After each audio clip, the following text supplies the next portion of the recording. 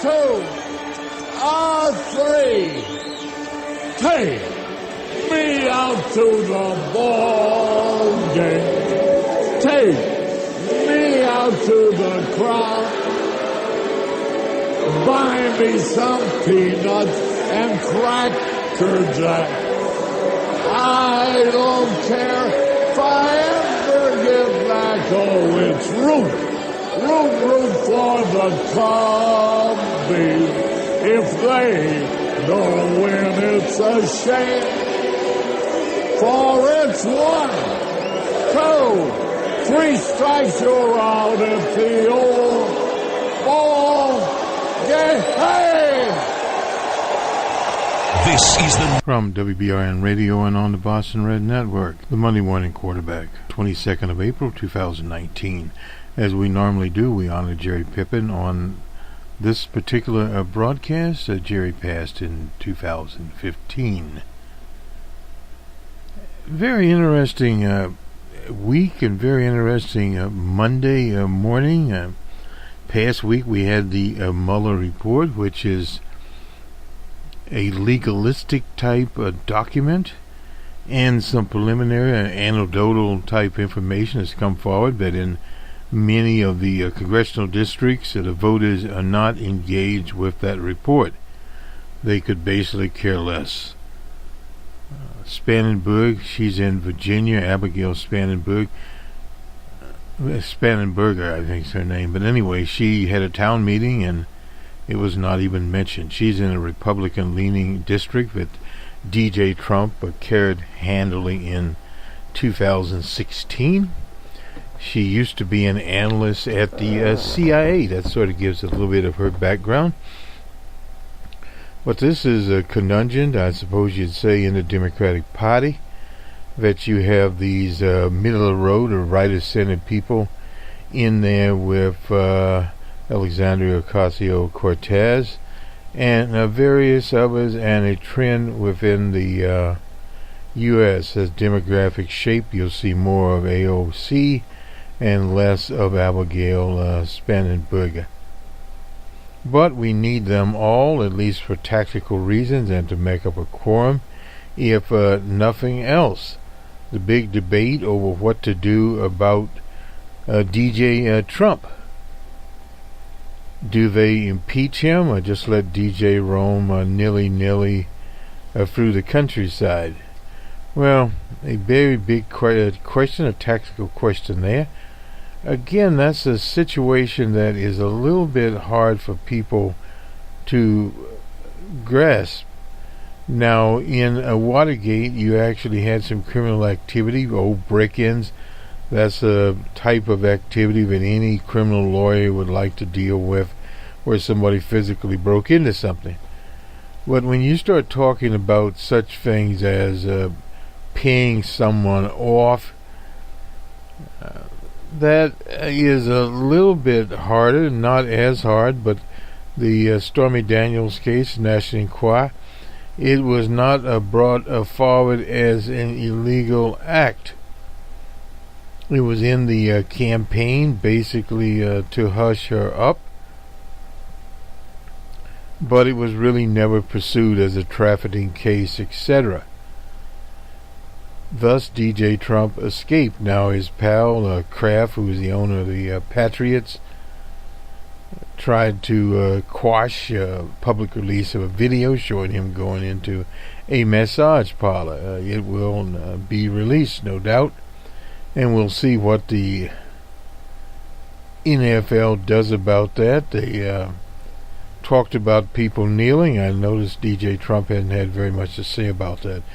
But these are these little extracurricular activities, they tend to add up. Now in the Congress, committees are subpoenaing the full report, not redacted. That itself will play out. And at the same time, other committees will be investigating other things, along with the independent prosecutor's designation of the Department of Justice. Some of these cases are still open, and they will continue. Kind of a very interesting situation And if we go to the other actual impeachment, Tricky Dick, they never got Tricky impeached. Tricky left town. But in Bill Clinton's case, they did in fact impeach Bill Clinton in a Republican-run House. And there was a trial before the Senate, and he was acquitted. And then he faced the people in 1996 and won an overwhelming victory on to re-election. Now, his situation was a little bit different in that it involved an intern in the White House, and the acts there were admitted to by her, and there was also a situation with a woman named Paula Jones. It was a civil rights lawsuit that went further than anyone that I personally have ever been associated with. Normally doesn't happen there. You normally just don't get an actionable offense to base your lawsuit on. Summary judgment gets you going into all the ins and outs of the Paula Jones suit, just to say that there was a sympathetic federal judge in Little Rock, Arkansas. Clinton later wisely settled the lawsuit, and that was the end of Paula Jones. Monica Lewinsky did not sue, but she was rewarded later with various careers. But even to today, she's censored in the sense that she has not fully realized her potential. She did have a sponsorship, I believe it was with Weight Watchers, and then various other sponsorships she had. She should have a talk show, other sorts of things. I've always thought very much of her. She's on one of our Twitter feeds, and she used to be on a Facebook page, but evidently too many people literally wanting to borrow money from Monica. A very sad situation. Let's go to this. This was in the Globe, an AP article, I believe. Get it up here, and we have some comments here. Trump's tone on the Mueller report changes after initial upbeat view is it, and let's get to when it was. Oh boy. Okay. This is by Jill Colvin, Colvin, of the Associated Press on the 20th of April. DJ Trump is lashing out at the current and former aides who cooperated with the special prosecutor Robert Mueller's investigation, insisting that the deeply unflattering picture they painted of him and the White House was total bullshit. We usually don't use that word, but the AP uses it, so I suppose we can too. In a series of angry tweets from Palm Beach, Florida, Trump lashed into those who, and under oath, had shared with Mueller their accounts of how Trump tried numerous times to squash or influence the investigation, and portrayed the White House as infected by a culture of lies, deceit, and deception. Statements are made about me by certain people in the Crazy Mueller report, in itself written by 18 angry Democrats, Trump haters, which are fabrications and totally untrue. That's what he wrote, or somebody wrote. That doesn't sound like him. Adding that some were total BS and others and only given to make the other person look good and me to look too bad. The attacks were a dramatic departure from the upbeat public face the White House put on just 24 hours earlier, when Trump celebrated the report as a full exoneration of it, and his counselor Kellyanne Conway called it the best day for Trump's team since the election, while the president, according to people close to him, did feel vindicated by the report. He also felt betrayed by those who had painted him in an unflattering light, even though they were speaking under oath and had been directed by the White House to fully cooperate with Mr. Mueller's team. The reaction was not entirely surprising and has been something staff has feared in the days ahead other reports released, as they wondered how Mueller might portray their testimony, whether the report might damage their relationship with Trump. Well, it's a revolving door there anyway. While Mueller found no criminal evidence that Trump or his campaign aides colluded with the Russian election meddling, and did not recommend obstruction of justice charges against the president. The 448-page report released Thursday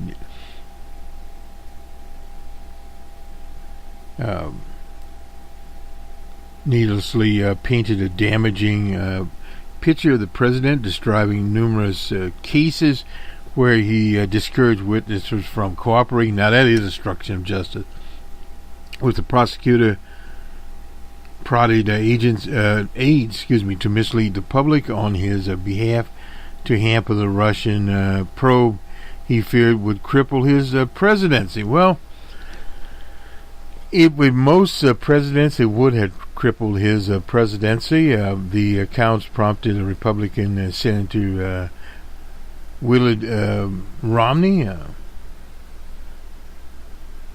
who has sometimes clashed with Trump, to release a statement saying he was sickened at the extent and the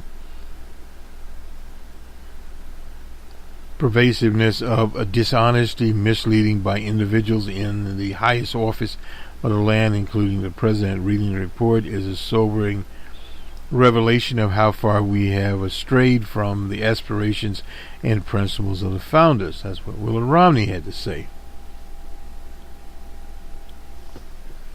The report concluded that one reason Trump managed to stay out of trouble was that his efforts to influence the investigation were mostly unsuccessful, largely because of the persons who surround the president declined to carry out his orders or acceded to his requests.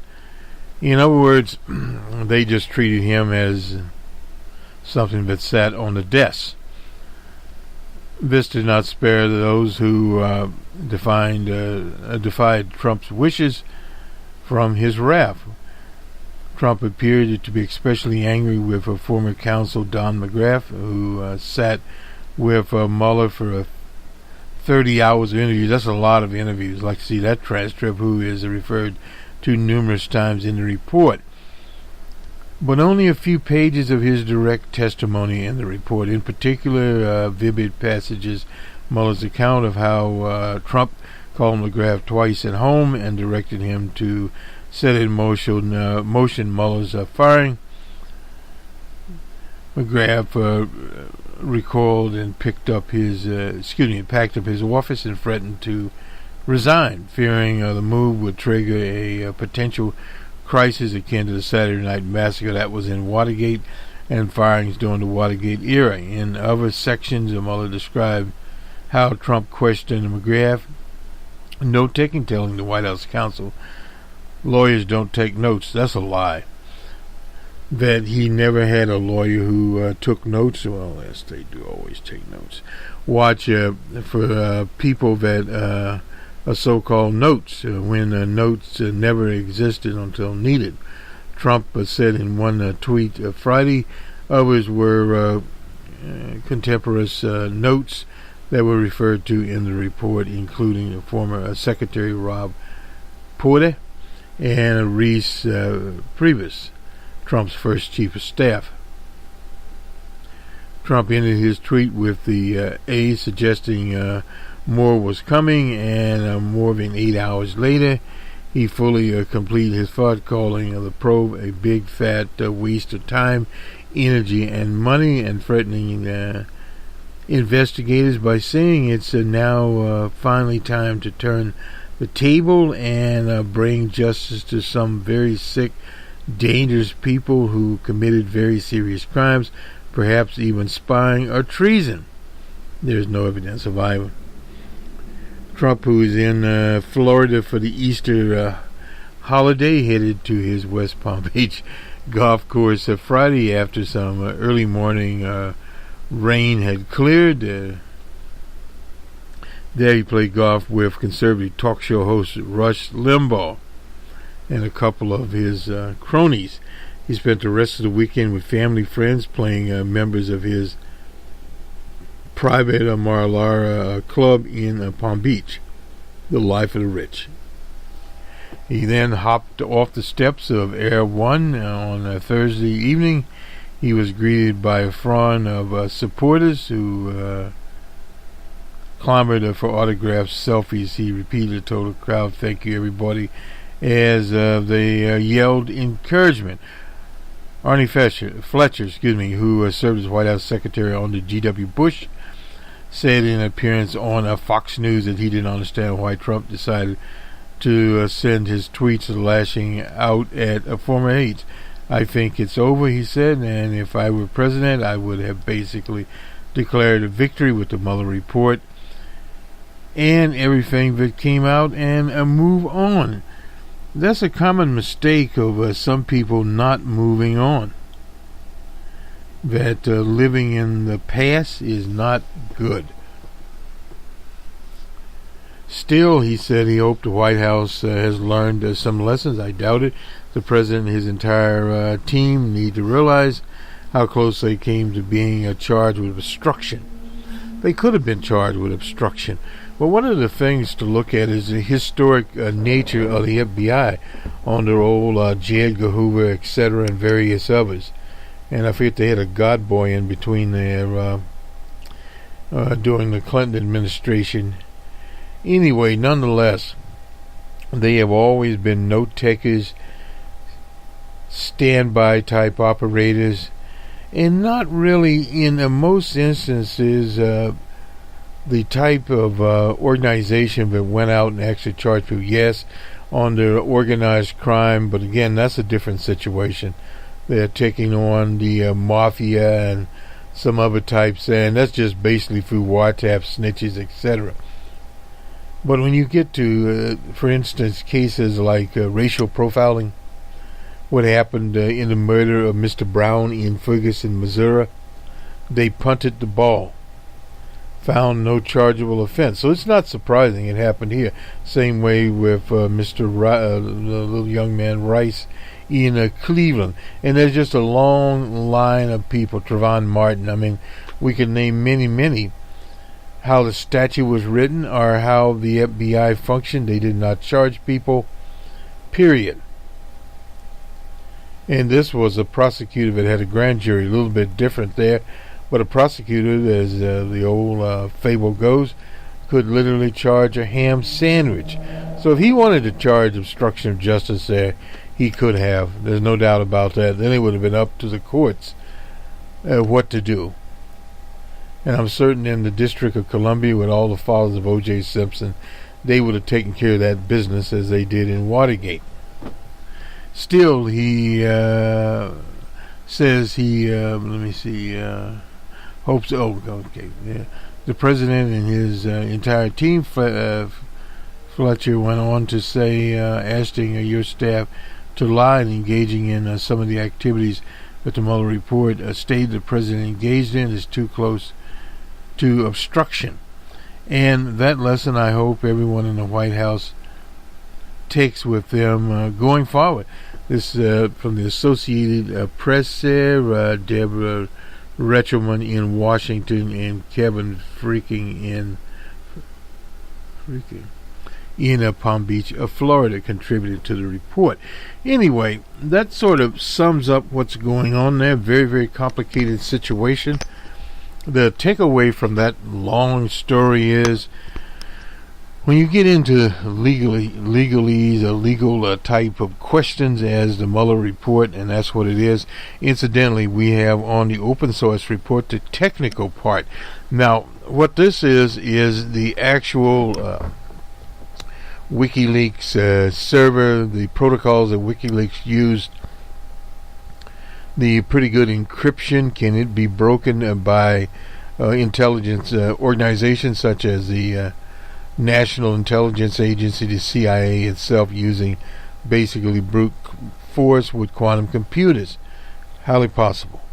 But in the situation that Julian Assange was in the Ecuadorian embassy, with literally a security spy team available there, with cameras, with microphones, etc., it would have been much easier. And in that report, we detail, falling back on AT&T, some of the pitfalls of using encryption in certain instances. First of all, you come to the authorities, and there's certain other instances depending on how you have it set up. We highly recommend you go to this report and the work of others. We were just a coordinator there, basically speaking, but we did pull together some sources and some things to think about. Period. We are not saying that the communications at WikiLeaks could be compromised, but we do talk about some other tools that are used by journalists. Secure Drop is one, and we advise anyone out there in the journalistic world to use a Secure Drop and be very, very cognizant of their surroundings, particularly if they're in some country or in a situation akin to Julian Assange, where they are confined to one particular area. Now, if they're in a country where there are internet cafes, they're moving about, they can take care of situations. But also be aware, if you're using a laptop or a mobile phone, that there is something called a MAC address, M-A-C address, on that hardware. So thus, you would be using burners, and that type of software can be placed on any smartphone, or if you're using a laptop, you can deal with that. There are USB types of wireless communications you can plug in, and that would be another MAC address. Enough of that. Let's go to the west, in fact, to New Mexico. And what last week we talked about these vigilante types that were running willy-nilly out in New Mexico by the medical border. And this was arrested in Sunland Park, New Mexico, and the ACLU sent a detailed letter out there accusing the group of illegally detaining immigrants, and New Mexico's Democratic governor, Gershom, Michelle Gershom, ordered an investigation. The person leading this deal was named Hopkins, 69 years old. He should know better, and he was known as Johnny Horton. I think Johnny Horton was in a movie somewhere. Anyway, nonetheless, this criminal was arrested on firearms charges, and the name of the organization, United Constitutional Patriots. And there's a spokesman there, and he'd better watch out, named Jim Pippin, I suppose. We're not worried about it. He's going to be cleared. He'll not be cleared at all. If he's a convicted felon, he cannot possess a gun.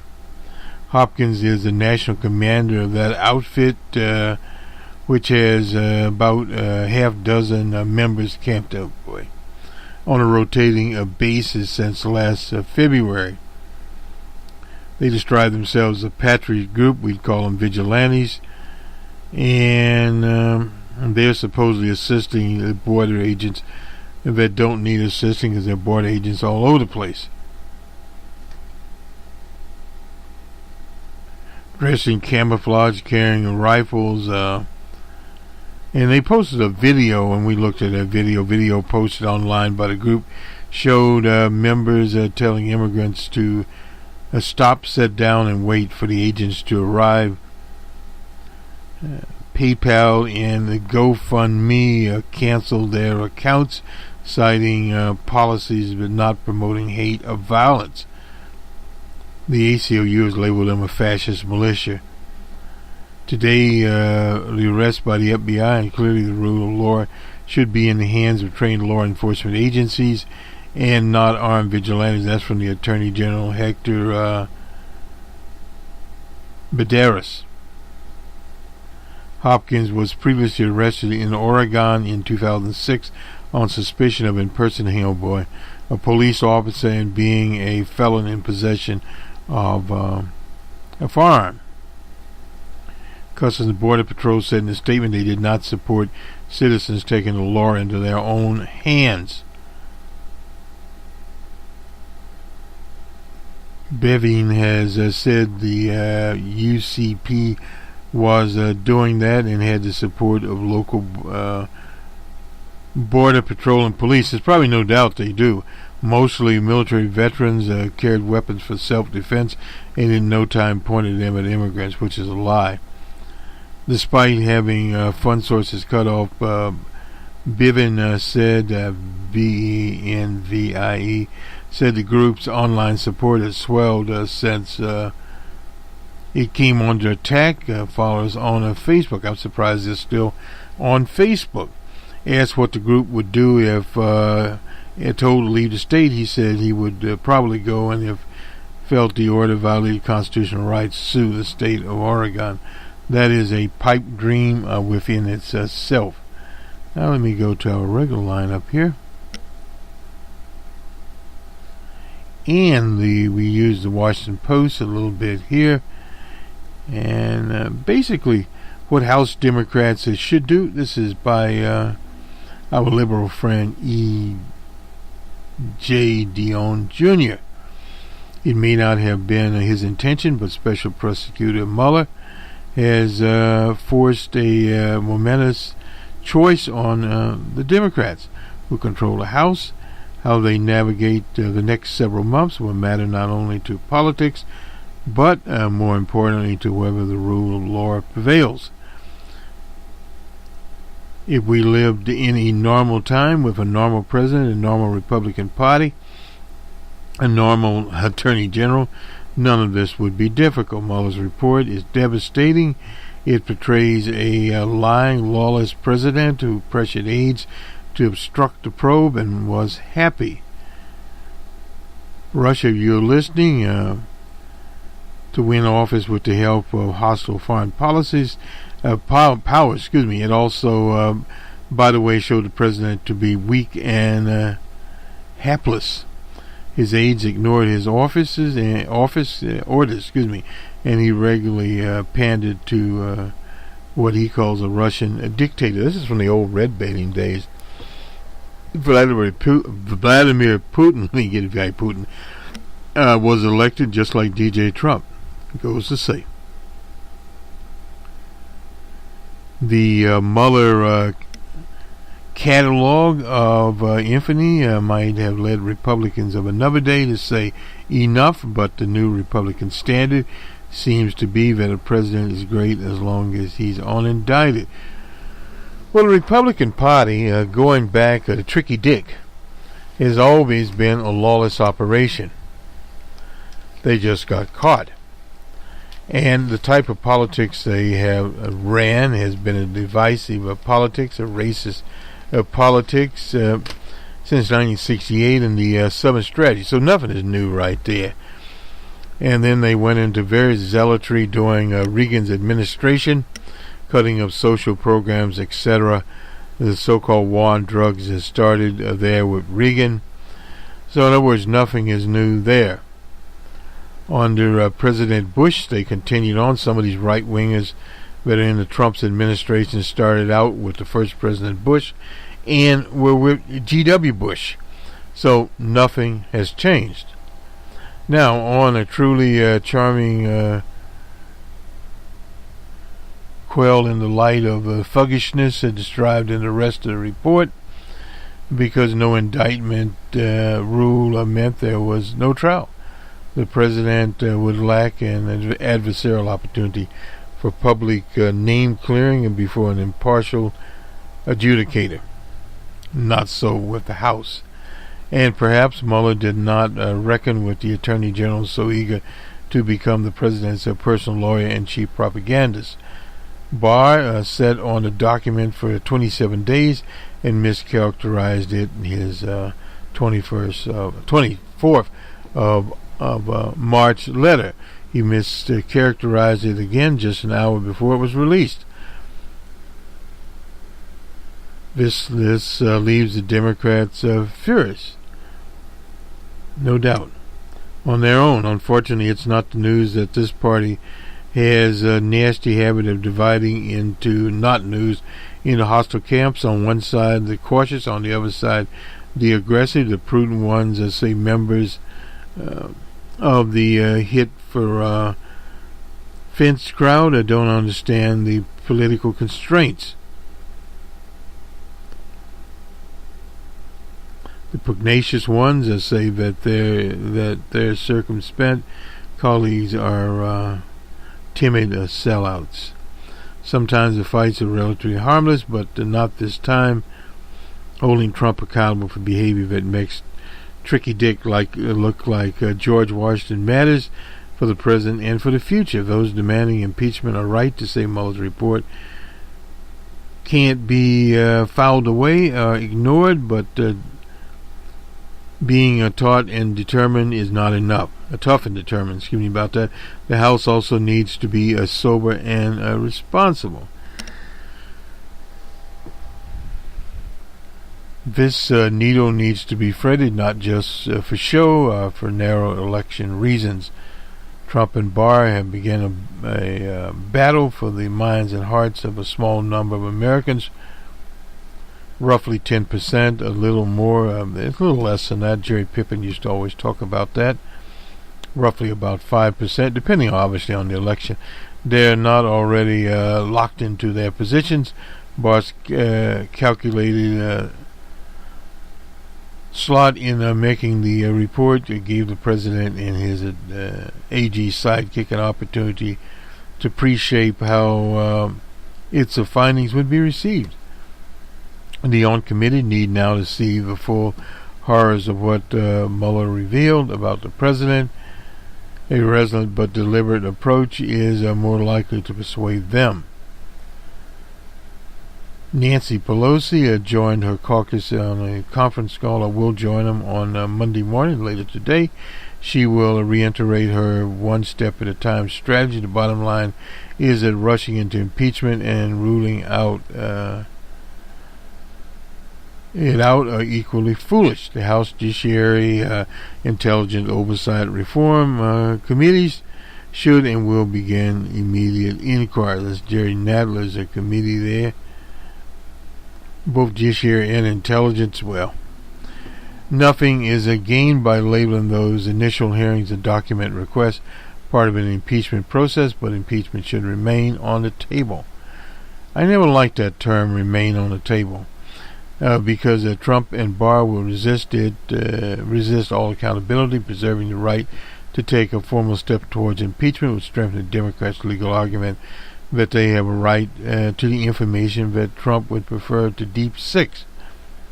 For now, it's useful for Democrats such as Elizabeth Warren, our own, to understand the outrageousness of the abuses Mueller found by calling for the president's impeachment, while Democrats in charge of the inquiry, Adam Schiff and Nadler, chair of the Intel, both did on Sunday. They reserved judgment while they sift through the facts. Well, and of course, Trump is not the only issue in politics. Democrat presidential candidates are already out there focusing on health care, climate, economic justice, and political reform. On House continues to work while the investigators do their job. And they do have a large investigative staff. That's one of the things that can happen there, and they're probably already busy.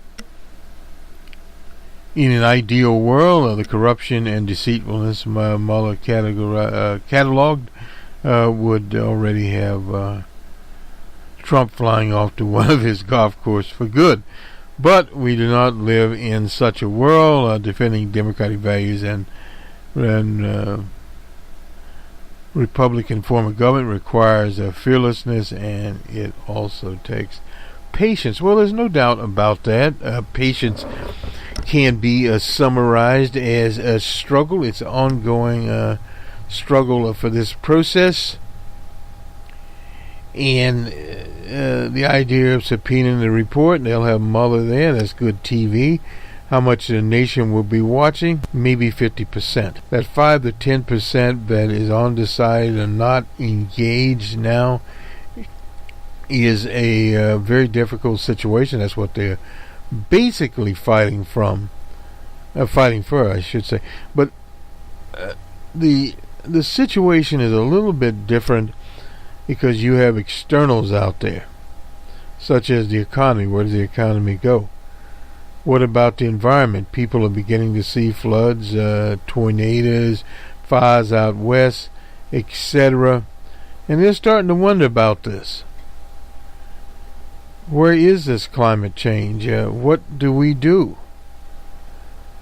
Do we have an opportunity to slow it down? Yes. Well, this is what candidates are talking about.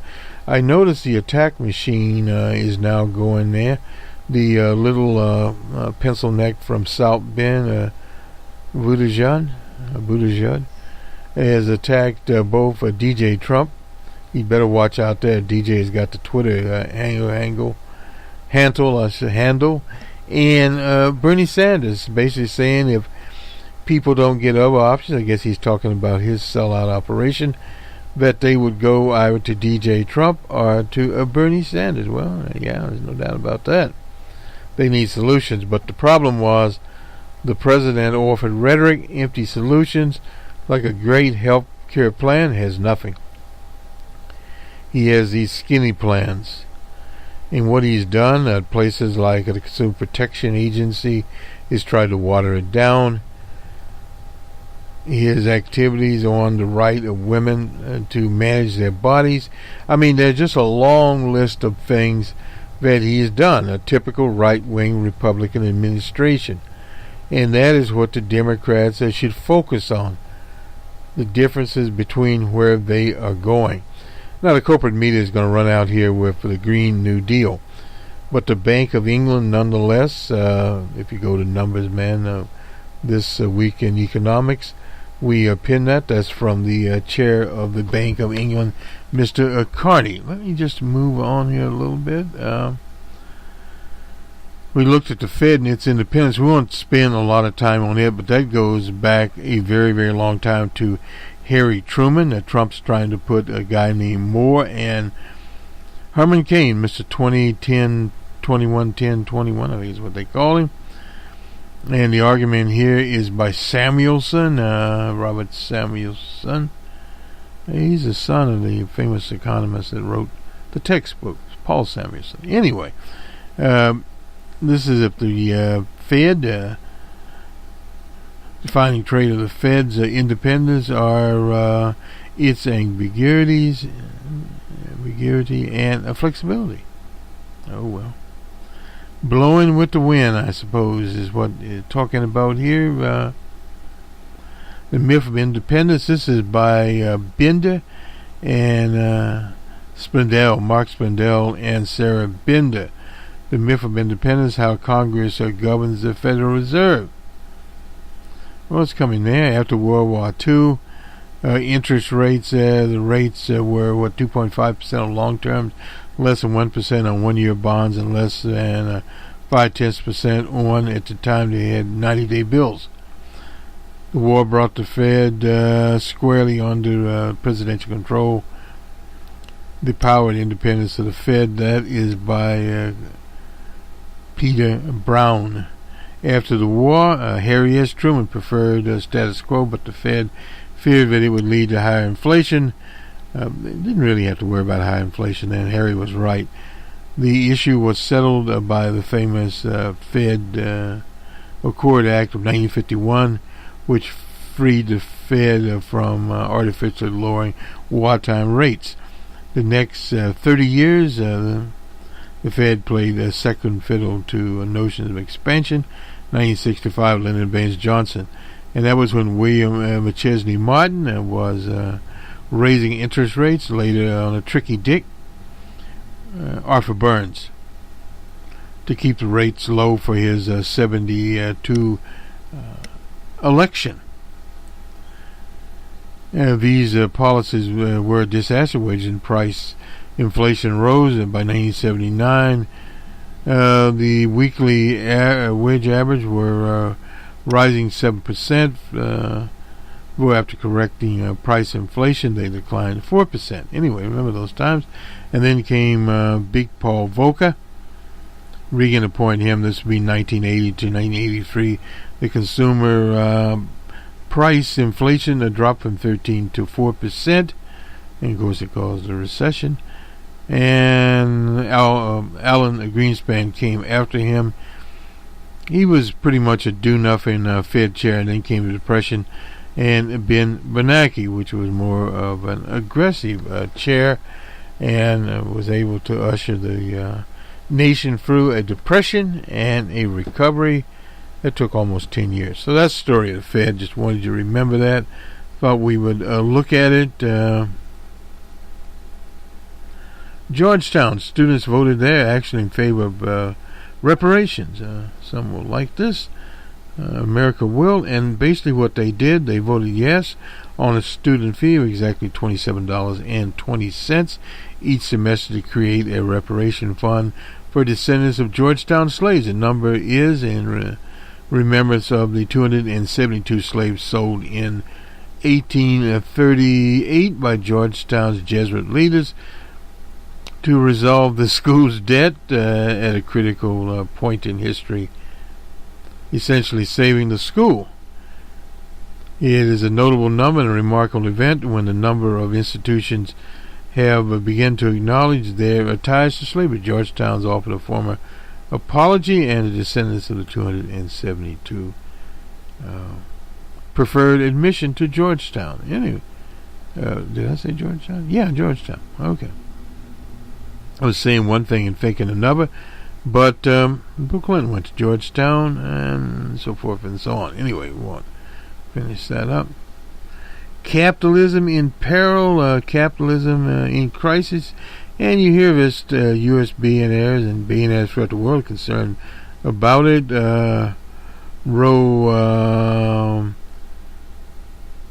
Connor, I suppose. Connor, anyway, he's a representative from California, represents Silicon Valley for decades. Is also from the Post, and who wrote it there? Greg Jaffe. Anyway, for decades, Democrats and Republicans have hailed the American business elite, especially elite, in Silicon Valley, as a nation's salvation. Not true. They're greedier than the others. Anyway, this goes on to the Harvard Business School and various other places here. Part of Khanna, that's Khanna, as co-chair of the presidential campaign of Bernie Sanders, the Democratic Socialist, and the handful of billionaires who control the economy's political life of this nation, who disappropriately live in his district. The other part of the solution is to do what he's doing now, talking to these millionaires like some guy named Larson in Silicon Valley. The opening of Carmen Hall, that's a new $120 million conference center built in with his family's donation. It's a chance for people to do things. We've had that sort of philanthropy for a long time. Doesn't mean that much. The Harvard Business School, they also cover it here, and the next generation of Fortune 500 executives was a class on reimaging capitalism. 7 years ago, the elective started with 28 students. Now it has nearly 300 taking it. So reimaging capitalism, at least to try to keep a good front up. But France itself won't work. The people in France found that out after the Cathedral of Notre Dame burned, and some French types there gave money. They raised $1 billion, and the Jules Jean, who is in the streets and now for 5 months, had said, "Where's the money for us?" They haven't come up with anything yet. And he also mentions Howard Schwartz in his independent presidential run effort to protect the Uber billionaires. Well, he hasn't jumped in yet. He probably won't jump in. He's got the pencil neck from South Bend. So nonetheless,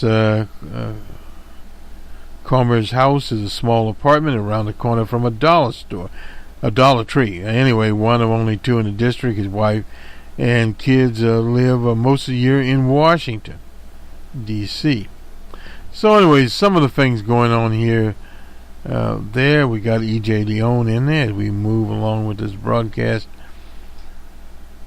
to the sport. And let's see, we'll go to National Basketball League first. And finally, the Portland Trail Blazers 111-98 over the Thunder. This was on Sunday night. The Celtics 110-106 over the Pacers. They're playing in Indiana. And the Warriors 113-106 for the LA Clippers. And the Raptors 106-85 over the Magic. The Magic never very much Magic. To Major League Baseball, and I see there's something coming in here. Yankees 7-6 over the Royals in 10. They were in New York. The Twins were in Camden Yard 4-3 over the Orioles. The White Sox were in the Motor City. Tigers 4-3. The Nationals were in Florida. They shut out the Marlins 5-zip. The Giants were in Pittsburgh. Giants 3-2. And 11, the Red Sox 4-3 over the Rays in Tampa. The Dodgers 6-5 over a very good Brewers team in Milwaukee. The Cardinals 6-4 over the Mets in St. Louis. The Cubbies pull one out in Wrigley Field 2-1 over the D-backs. The Rangers finally got something going there, 11-10 over the Astros. Rangers are playing up and down this. Yeah, I didn't check the standings. Anyway, nonetheless, the Rockies 4-1 over the Phillies in Denver. The Rangers 8-6. 8-6 over the Mariners. Playing in Los Angeles. The Blue Jays and Athletics. Blue Jays 5-4. The Reds and Padres in San Diego. The Padres 1-1, 4-3. And finally, Atlanta in Cleveland. Atlanta 11-5 over Cleveland. And finally, the National Hockey League. They're in the Western Eastern rounds here. We had the Bruins finally win a game over the Maple Leafs 4-2. And the series is tied up now 3-3. The Sharks of San Jose. That is in Mr. Commerce District there, and the Golden Knights of Las Vegas in a second overtime, 2-1 there. And their series is also, this is the Western round 1, game 6, tied up 3-3. So all the marbles will be in the next game. In the East, game 6 tied up 3-3 also. That's the Maple Leafs and the Bruins. Didn't check to see where they'll go with the next round, but they definitely will go. This will do it for us. We'll have a comment on Notre Dame from the veteran news operator, Bob Sheeper. I always get his name wrong. Anyway, he's been around a very, very long time. And he also does some other interviews there, important women in the history. And he highlights Barbara Bush and a French intelligence agent there that was actually in charge of everything. I don't have my cheat sheets. I don't have her name. And Sandra Day O'Connor, the lady that gave the election to G.W. Bush. She also defended abortion rights. She was a political hack out of Arizona, of all places, when Arizona was more Republican. In fact, she was all lady that Rehnquist, remember old Rehnquist, he actually presided over the impeachment trial in the Senate of Bill Clinton. He's dead now, and she's dead now. He asked her to marry him. People didn't even know about that. But anyway, they found it in a box, which much of history is usually found in boxes stored away, but no one has looked into. So that was basically the program. Bob Schaefer was there. And he also interviewed the biographer that took 40 years to write it, Robert Cato. And now he's writing one about himself. That's kind of an interesting interview there. They could have done much better on the women, but nonetheless, so. They didn't have any African American women or women of color in it, but I guess they were running America great again, a theme there at CBS. Have a good weekend, everyone. We'll talk to you soon. And we do have on our channel Numbers Man. You can find that on iHeart. You can find it on Stitcher, Spreaker, YouTube. They're all there. And the Open Source Report, you can also find it out there. And it will come to the Boston Red channel. And we do have part 2. It's 400 plus pages. Was divided based on the 2 volumes. We covered volume 1. Now we'll go to volume 2. We're just waiting for the evidentiary situation to come a little bit clearer. We still have a dark hole in the hopper. And also on Julian Assange, his situation is 2 that we have in the hopper, and we'll get to those probably this week.